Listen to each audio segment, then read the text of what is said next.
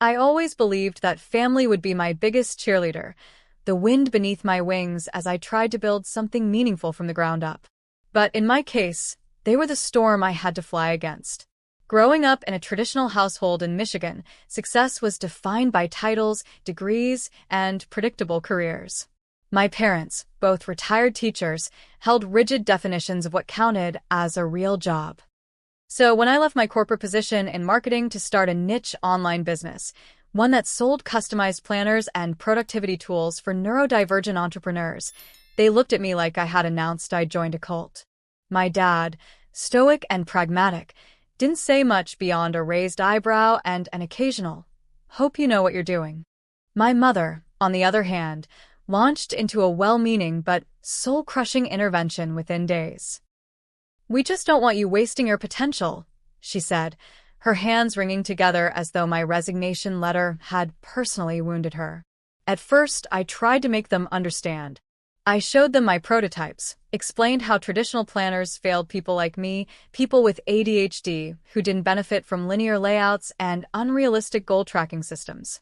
I outlined my vision, the research I'd done, the market demand I had validated. But they only saw the risk. They didn't understand why I was working 16-hour days to ship products from my tiny garage when I could have been climbing the corporate ladder in a corner office somewhere. "You're gambling your future," my father said one night over dinner, barely glancing up from his plate. "All for some notebooks." For the first year, I struggled. Sales were sporadic. I couldn't afford a team, so I was the designer, the marketer, the customer service rep, and the packer. My friends were getting engaged, promoted, buying homes. I was eating cold pizza at midnight, praying for 3 Shopify orders to roll in before I went to bed. And still, my parents' doubt echoed louder than my own. Every family gathering became a subtle inquisition. "How's your little project going?" my uncle would ask with a smirk.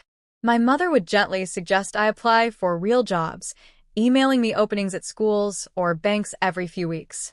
But what they didn't see were the people I was helping. The late-night emails from customers who said my planners had saved their sanity. The therapists who reached out to say their clients were finally able to stay on track. The teachers who used my tools to help neurodivergent students stay engaged. It was slow growth, but it was real. Still, the financial strain and emotional weight of constant skepticism wore me down. I began to doubt myself. Maybe I had made a mistake. Then something unexpected happened. I noticed a sudden uptick in website traffic one evening. Orders started pouring in, hundreds within hours. I thought it was a glitch. But when I checked the analytics, it all traced back to a single source, an article in the New York Times titled "The Quiet Revolution of Inclusive Productivity," featuring 3 small businesses making waves in the neurodivergent space. I was one of them. The journalist, a woman named Clara Zhang, had discovered my store through a TikTok creator who had reviewed my planner. Clara reached out weeks prior asking a few questions for a piece she was putting together, but she hadn't told me where it would be published. She never mentioned the New York Times. The impact was immediate and immense. My email inbox exploded. I sold out of my inventory in 72 hours. Investors began reaching out. I was invited to speak at conferences I used to attend as a broke guest with a $10 exhibitor pass. It was surreal. Yet, in the midst of that exhilarating chaos, one moment remains etched in my memory. The first call I got from my mother after she read the article. I was knee-deep in packing boxes, tape stuck to my elbow when my phone buzzed. I saw her name and hesitated. She sounded breathless when I answered. "I had no idea," she said. "I read the article 3 times. I didn't even know you were helping so many people. I'm proud of you." It was the first time I had ever heard her say those words about my business.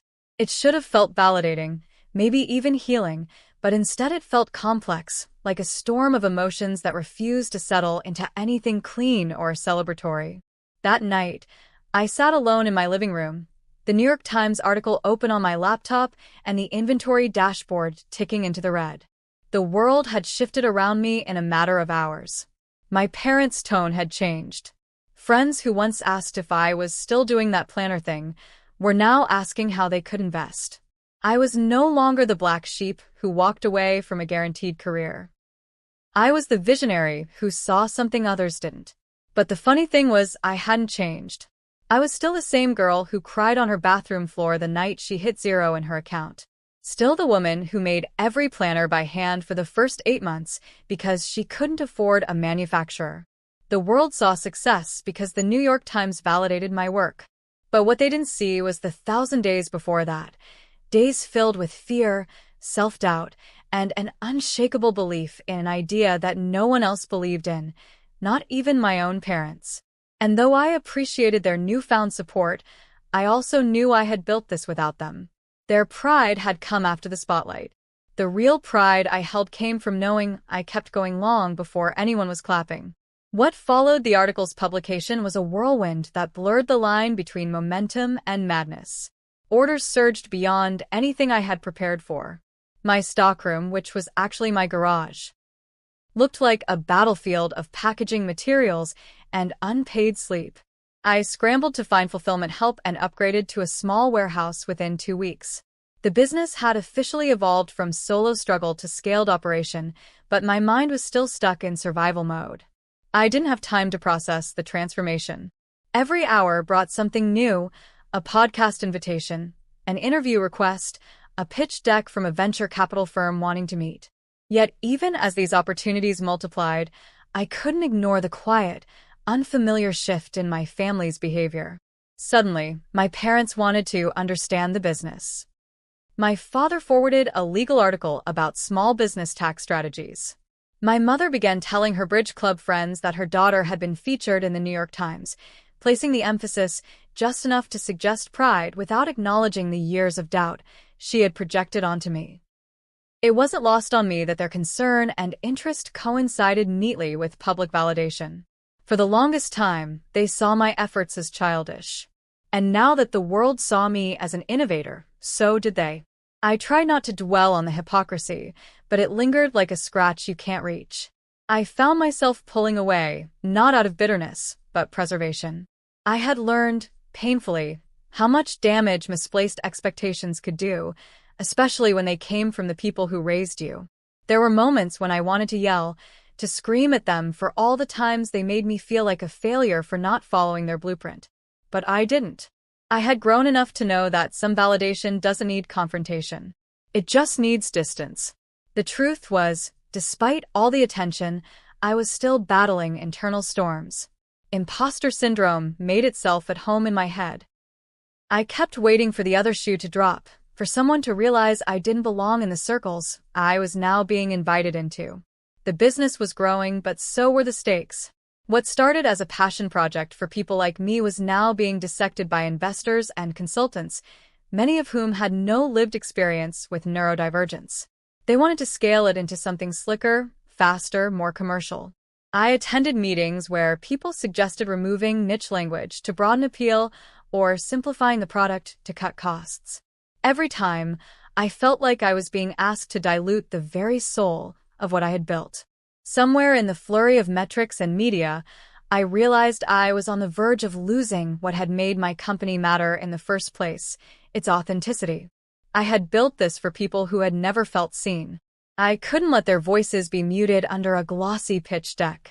So I made the difficult choice to turn down 2 significant investment offers. One VC firm promised a 7-figure valuation in exchange for majority control. On paper, it was the kind of deal that would have made my parents weep with pride. But I didn't build my company for an exit. I built it for impact. Saying no was terrifying, but it was also one of the most empowering moments of my journey. I chose to grow slower but with intention. I chose to keep the mission intact, even if it meant scaling back the noise. That decision didn't go unnoticed. A few weeks later, Clara, the same journalist from the New York Times, reached out again. She wanted to do a follow-up, not about the business's success, but about the decision to resist selling out. She said readers had responded overwhelmingly to my story, and there was interest in how I was navigating the growth without compromising my values. The second piece, when published, had a different tone. It was less of a profile and more of a case study in what it means to run a mission-driven business in a world obsessed with unicorn valuations. And once again, the article sparked a reaction, but this time, the flood of support came not just from customers, but from other founders, educators, and even therapists who saw their own struggles in mine. The ripple effect was surreal. I was invited to co-author a workbook with a well-known psychologist. A university added my tools into their curriculum for students with learning differences. A nonprofit that supports first-gen students reached out to collaborate on a scholarship initiative. Slowly, a new kind of community formed around my work, not built on buzzwords or clickbait, but on shared experience and mutual respect. For the first time, I didn't feel like I was shouting into a void. I felt heard. I felt understood. And most importantly, I felt like I was finally building something bigger than myself. But amid all this, the tension at home continued to hum quietly in the background. My parents didn't openly criticize anymore, but their support still felt conditional. Their compliments came with caveats. My mother would ask how the little planner thing was going, despite its obvious growth. My father would nod approvingly at financial reports, but avoid deeper conversations about how or why I did things differently. It was like they had accepted the success, but not the journey. They were proud of what I had achieved, but not of who I had become to achieve it. And then came the dinner that changed everything, or at least exposed what still hadn't healed. It was a Sunday evening in early spring when my parents invited me over for dinner. They claimed it was just a casual catch-up, nothing formal, but I sensed a purpose behind the invitation. The air felt heavier than usual when I stepped into the house I had grown up in, as if the walls themselves were waiting for something to unfold. The table was set too carefully, and my mother's nervous energy gave her away.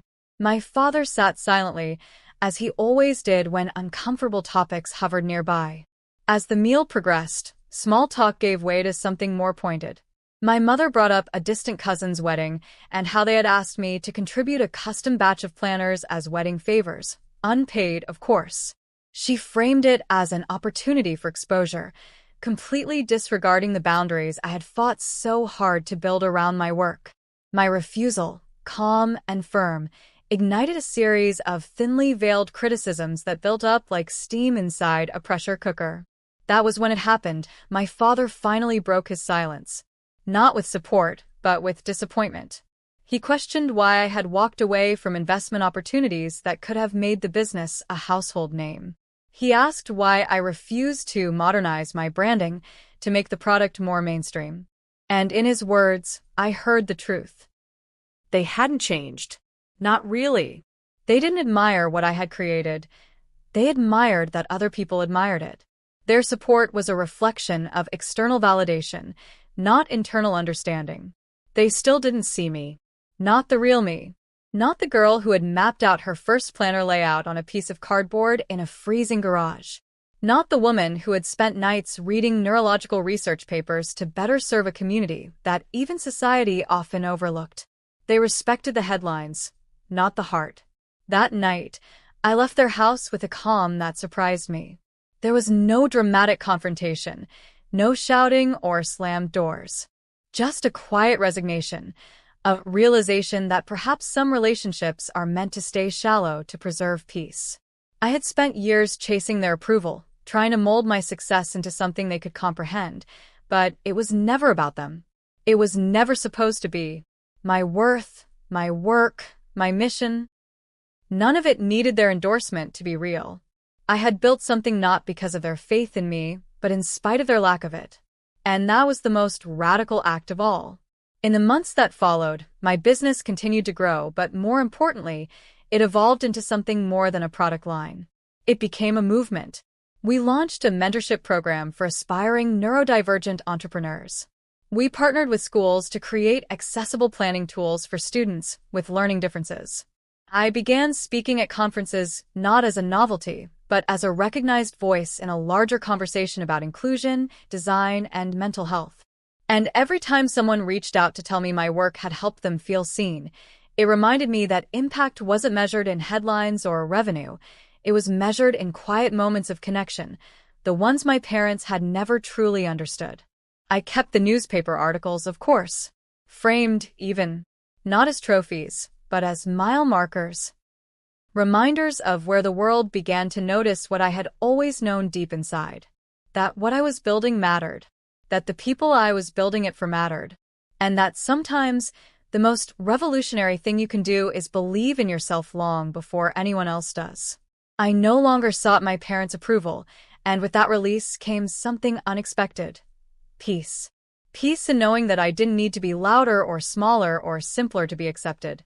Peace in knowing that I had created something with integrity. Something lasting. Something real. When people now ask how it feels to have been featured in the New York Times, I smile politely. I tell them it was surreal, affirming, incredible. But the truth? The truth is it felt like vindication to the world, not to me. Because my validation came years earlier, on a quiet Tuesday night when a single customer emailed me to say that my planner had helped them go a full week without forgetting a single appointment for the first time in their life. That moment was my success. Everything else, fame, followers, financials, came after. What I hold on to is that email, that voice, that human impact, because that's what I built my business for. And no article, no investor, and no parent's belated praise could ever match the weight of that. In the end, I stopped chasing understanding and started honoring clarity. I accepted that sometimes the people closest to you will only celebrate your destination and never acknowledge the road you took to get there. But you keep walking anyway. You walk for the ones who are watching quietly, hoping they can do the same. You walk for yourself because you finally know you're enough, even when they never said it out loud. That's how I turned a so-called failure into a legacy. Not through their belief, through mine.